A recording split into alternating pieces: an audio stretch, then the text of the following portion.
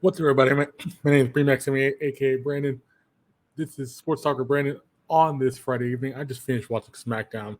This Smackdown was actually pretty good. There was a few things I wonder what they're gonna do because they're gonna be on FS1 next week because of the Women's World Cup starting.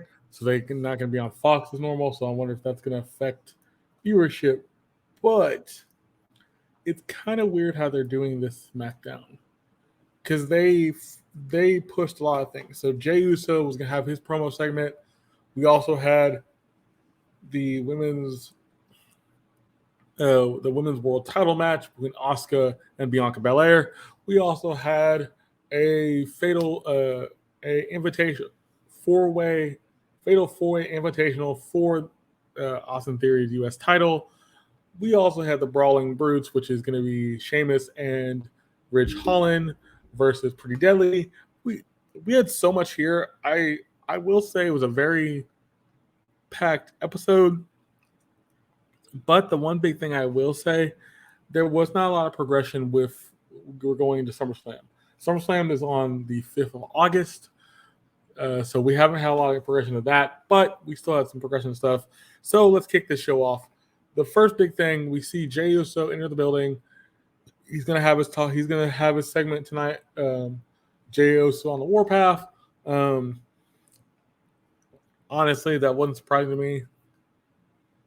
Then Michael Cole welcomes us to SmackDown. Bianca comes out, cuts a promo, basically saying that she is focused on the night against Asuka. She patience is a virtue, but I'm not a very patient person. I've been patient since May. Now I get my shot at being the title. We cut the commercial, come back. We cut the commercial, come back, and Charlotte interrupts. Charlotte basically says, "If you win the title, I want to be next in line for the title." And Bianca says, you are the line." And Charlotte's like, "Yeah, but I'm trying to be respectful, so I'm not." And they shake on it, basically, and Bianca says, "But I'm focused on Asuka. That's who I'm focused on. That's my focus right now. Asuka's my focus no matter what." I love that. I appreciate the fact that they did that for her. I don't think it's really going to matter who you have. It doesn't really make sense to have. It doesn't really make sense to have Bianca say what she said and not really prove it to anybody. So the only thing is, I think a lot of people want Bianca to turn heel. By only she's going to, I think it's going to be more or less, we're going to have a little back and forth. So it's going to be more back and forth for that matter. So then after this, we had Ridge Holland and Sheamus versus the Pretty Deadly. This match was fun. This match was actually really, really fun. Pretty Deadly was on the upper hand at the beginning. Ridge and Sheamus got back on the front foot. After they get back on the front foot, we go to commercial, come back. Pretty Deadly takes back over. One of the Pretty Deadly boys take off the turnbuckle pad, uses it against Ridge to get the win. So they get out with a win. I don't know what's this leading to because they haven't. You built up Pretty Deadly, but you haven't built them enough to make sense of anything. So I don't know if it's more or less you build them up, see what happens, and then go from there. Ultimately, I'm looking to see what Pretty Deadly does next. That'll be fun to see. Then we had a backstage segment where Bianca is talking to a ref and Adam Pearce. They're kind of going over the rules of the match tonight. Then we go from that to the recap of the Bloodline segment from last week. They recap the whole segment pretty much. Not the whole. They could recap most of it. So if you missed it, they show it here, all here. Then we do the women's match between Zelina Vega versus Bayley. Bayley and Asuka. Bayley and Io come out. Vega is already in the ring. They have their match. This match is pretty good. Io cheats on Bayley's behalf, and Bayley hits the Rose Plant for the win. It was a short match, not that long. But as they were doing that, Bailey comes out before the match. She came out with part of Shotzi's hair. Then she kind of plays with the hair after she wins.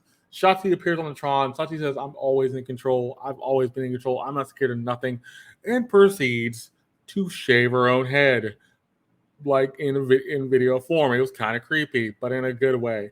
Shotzi is no longer scared of anything. She's ready to fight. And you see, I don't know how they did this, but they really showed how she like literally like shaved her head with a pair of clippers, electric clippers. This was really good, really powerful, really interesting. I loved all of it. I appreciated all of it. But then we get the other big thing. You see Bailey's face, and Bailey's like, "I think I just made a monster," and she knows she's made a monster. Now she's feels like she made a monster. That's not good. So then we go from that to a Grayson Waller interview talking about what he's going to do now for the U.S. title four-way. And Kathy Kelly asked him, was he surprised? He said, no, I'm the best. People get the Grayson Waller rub, all this kind of stuff. I like Grayson Waller. He was better in NXT. Here, he's kind of just like another Austin Theory / Miz, which doesn't really feel like necessary. But it kind of makes sense depending on what you think of the character. I think if you let Grayson Waller be himself, I think he's a lot better. He's a lot more fun, a lot more interesting. But we'll see where it goes. Then we had a backstage segment with they show AJ and the OC backstage kind of hanging out. AJ's ready for the match tonight. Butch gets his thing when the Brawling Brutes have a tag match. Sheamus mentions that. And then Escobar, did Escobar get anything? I think he got a little promo. He got a little promo or something. I don't think he had a full-on promo. He had a little promo. They mentioned the match. So then we have Austin Theory come out. Then we have Austin Theory come out. We cut the commercial, come back. We see that Oscar's getting talked to by a ref. Before we see Oscar talked to by a ref, Charlotte Pierce asked Charlotte why she's leaving the building. Charlotte's like, nothing to worry about. Bianca can handle it. I'm not supposed to get involved, so I'm gonna stay out of it. Which she's basically saying, I'm just staying out of it, not doing anything. Bailey and Io walk, or you can hear Bailey and Io's voice say, Bailey's like, yeah, you should stay out of it. But then Charlotte's like, I'm gonna stay, and then that precludes when we get in the main event, which I'll get into. So then we have the fatal four-way for the U.S. title invitational. The winner will face the winner of the next fatal four-way next week, and then they will face each other to see who faced Austin Theory at SummerSlam. I'm assuming SummerSlam because that's probably going to where it's going to be, maybe before SummerSlam, but I'm assuming SummerSlam. So we get this match. This match was good back and forth.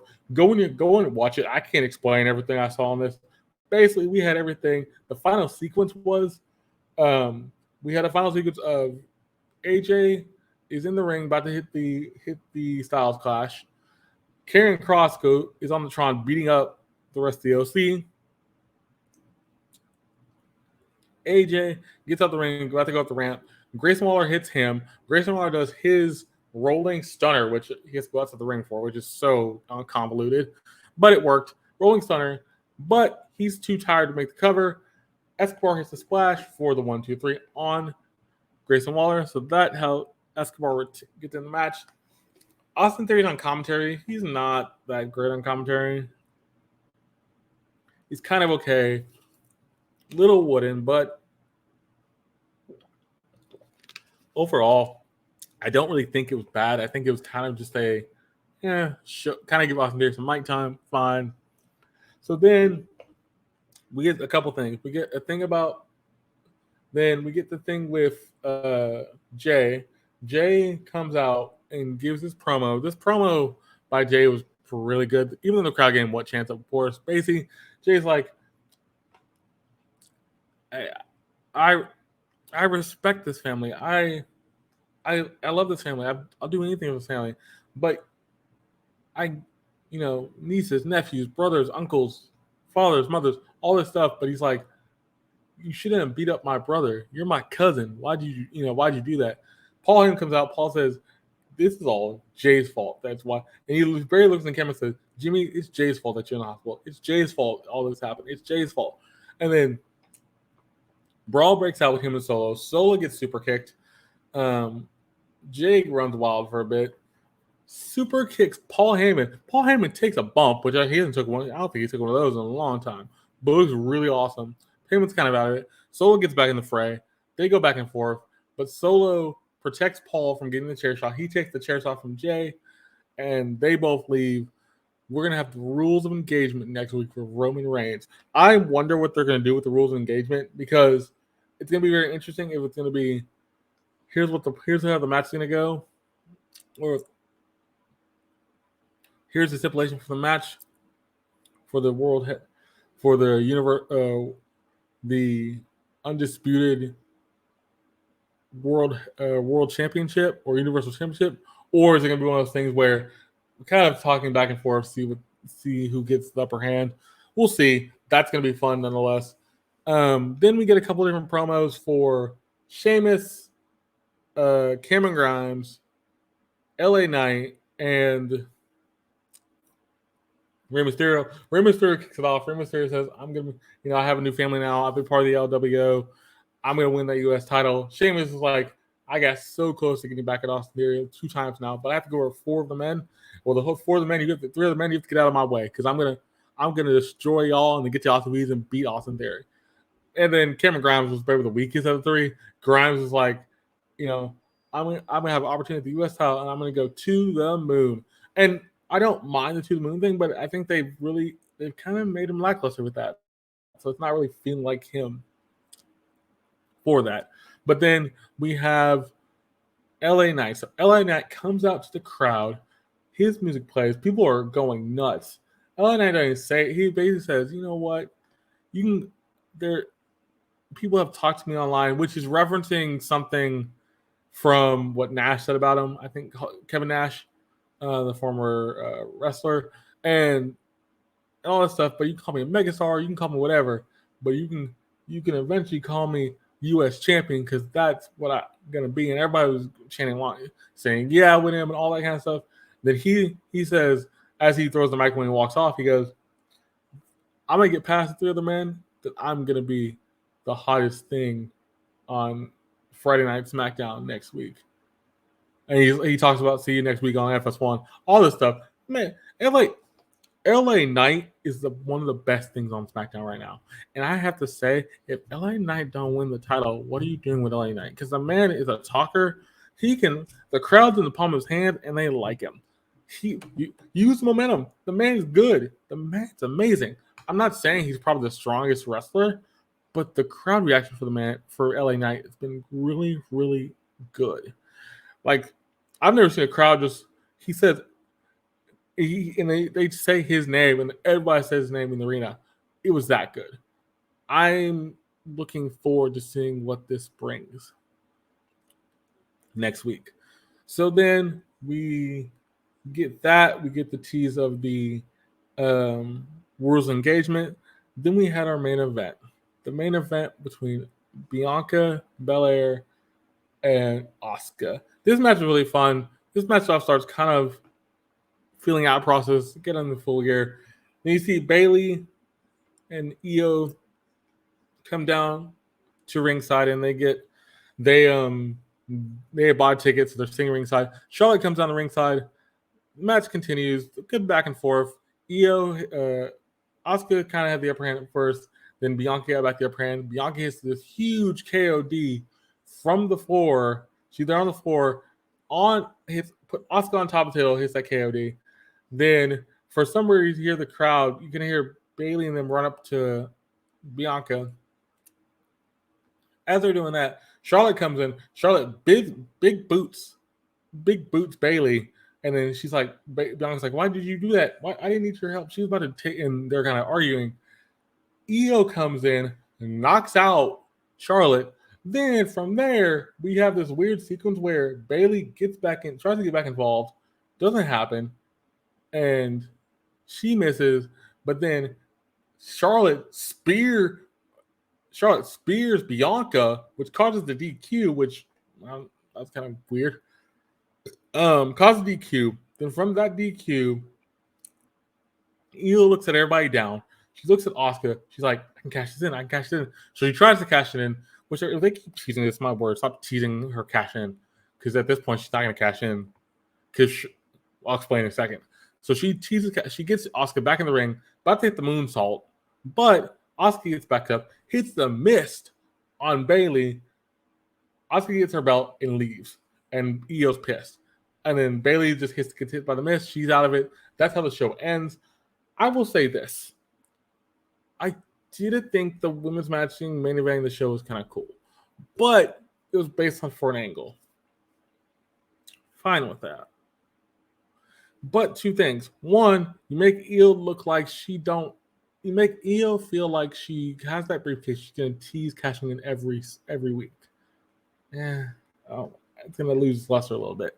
Then Charlotte's going to get involved anyway. We kind of knew Charlotte was going to get involved because Bianca got involved in her match. This is leading to a triple threat match, which will probably be a fatal 4-way.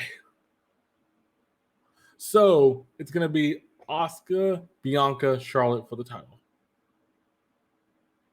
And either whoever wins that, Eve's going to cash in on, and she might win the title off them. We'll see. We'll see how this goes. But I thought the match was good. I just thought it was kind of weird that you did the segment again. I ultimately think this SmackDown wasn't as strong. There were some good matches. I think the best match was the Fatal 4-Way for the men. I think the second best match was the Bianca Asuka match. I think the little segments you did in there, Cross beating the rest of OC, which Cross doesn't want to match against AJ, so he's not going to win again because Cross has not really been doing well. All that was cool, but I didn't really think it really built anything. Ultimately, if I had to give a rating for this episode, I would say about a 3. It's a middle-of-the-road episode. Nothing to write home about because after last week's segment, this was pretty much a very simple segment. We'll see.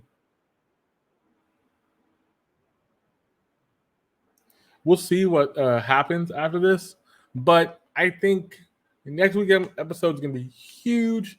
This week's episode is kind of, you can probably skip it, but we'll ultimately see how much that changes. But I still like SmackDown. I still watch SmackDown. This is all leading up to SummerSlam. That's the basic point here. We don't really know much what's going to be going on in SummerSlam. We have no matches confirmed for SummerSlam yet, so we'll see how that goes. But I'm looking forward to it. I'm going to see where they're going. My thing is, I want to see what they do with the rules of engagement and see what they do for the women's title. That's going to be a triple threat, most likely.